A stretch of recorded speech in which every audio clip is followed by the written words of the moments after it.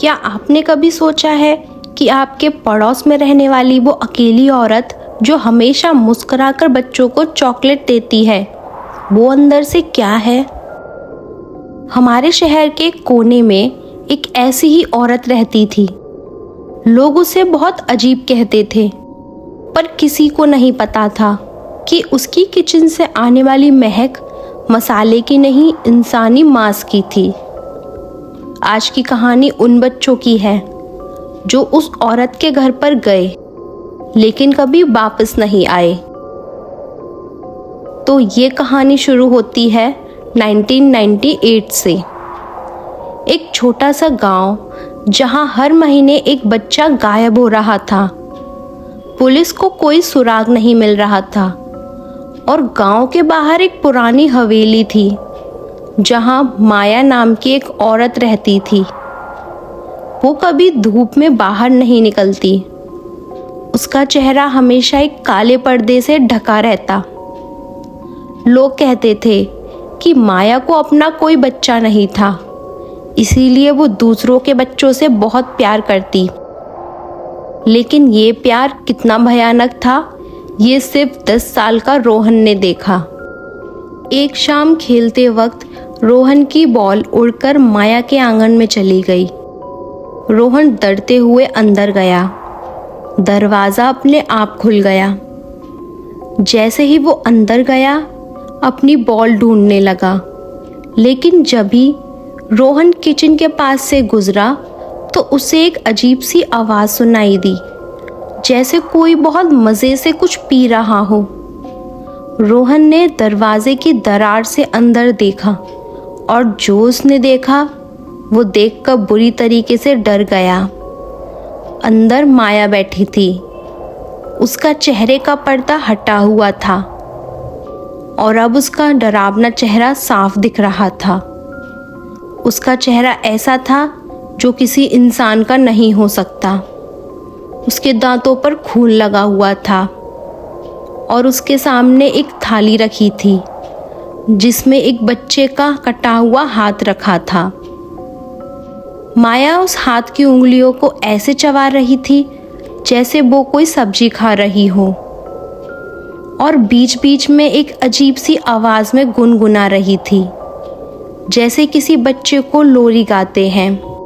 अचानक माया रुकी।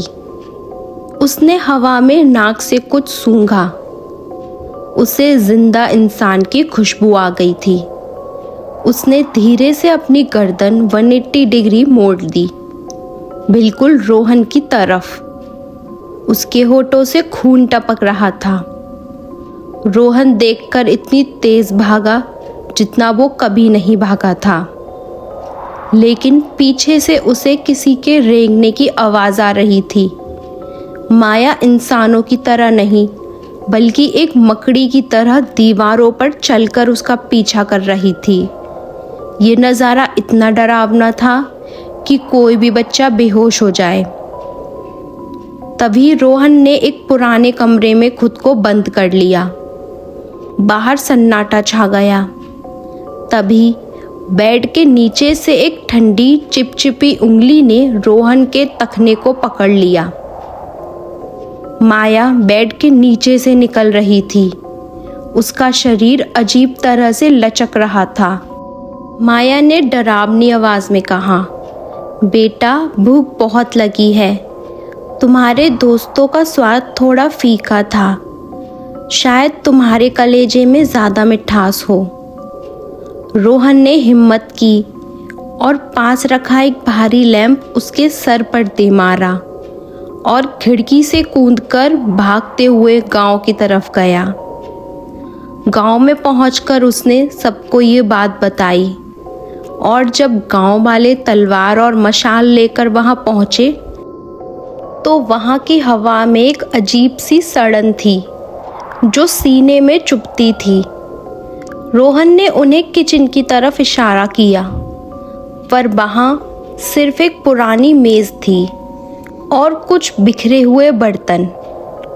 लेकिन एक बूढ़े आदमी, चाचा दीन की नज़र फर्श पर पड़ी। एक जगह से खून की एक पतली लकीर एक भारी अलमारी के पीछे जा रही थी। जब 5 आदमियों ने मिलकर उस अलमारी को हटाया तो पीछे एक छोटा सा लोहे का दरवाज़ा मिला जो ज़मीन के नीचे जाता था। मशाल की रोशनी में वो लोग नीचे उतरे। नीचे का मंजर देखकर उनकी आंखें पत्थर की हो गईं।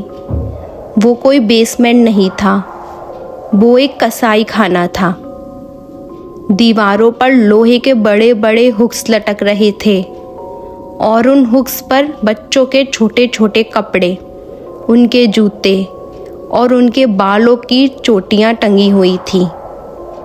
एक कोने में एक बड़ा सा पत्थर का सिलवट्टा रखा था जिस पर लाल रंग का गीला मसाला लगा था, पर वो मसाला नहीं था, वो इंसानी गोश्त और हड्डियों का पेस्ट था।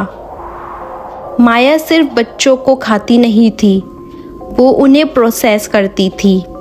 वो उनकी हड्डियों का पाउडर बनाकर अपने आटे में मिलाती थी।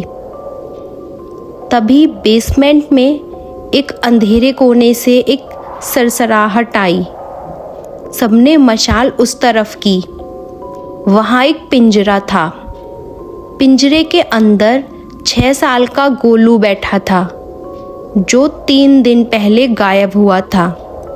लेकिन गोलू रो नहीं रहा था, वो बस एक जगह टकटकी लगाए देख रहा था।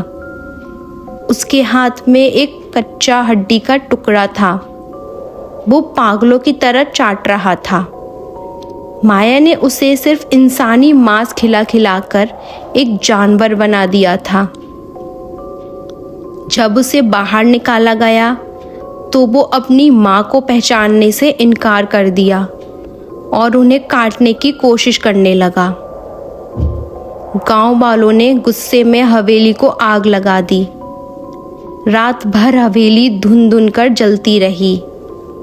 लेकिन अजीब बात ये थी कि आग से रोने की नहीं, बल्कि किसी के ज़ोर ज़ोर से खिलखिलाने की आवाज़ आ रही थी। अगले दिन जब राख साफ की गई तो वहाँ कोई भी इंसानी शरीर नहीं मिला, ना माया की लाश, ना कोई निशान। बस राख के बीच में एक पुरानी मिट्टी की हांडी मिली। जब उसे खोला गया तो उसमें गांव के उन सारे गायब बच्चों के दांत निकले और उनके ऊपर ताज़ा खून से लिखा था, अभी भूख बाकी है। बहुत साल बीत गए। हवेली की जगह अब एक नया शॉपिंग मॉल बन गया।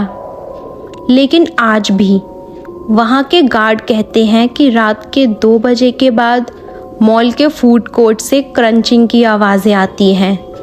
कुछ लोग दावा करते हैं कि उन्होंने एक औरत को देखा है जो एस्केलेटर पर उल्टी चलती है और उसके हाथ में एक लाल रंग का टिफ़िन बॉक्स होता है। हॉरर सिर्फ फिल्मों में नहीं होता, कभी कभी हॉरर हमारे पड़ोस में एक प्यारी सी मुस्कुराहट के पीछे छुपा होता है। अगली बार जब कोई अनजान औरत आपके बच्चे को घर के बहाने कुछ खाना खिलाए तो एक बार उसके दांत ज़रूर देख लेना। हो सकता है वो भी आपके बच्चों को खाने की इंटेंशन रखती हो। लेकिन माया कौन थी और ऐसा क्या हुआ था जिसकी वजह से वो बच्चों को खाती थी? क्या बैक स्टोरी थी उसकी?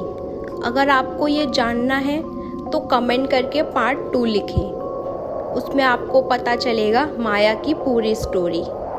फ़िलहाल ये वीडियो ख़त्म होती है। अगर आपको भी अपना कुछ हॉरर एक्सपीरियंस शेयर करना है तो कमेंट में अपनी स्टोरी बताएं।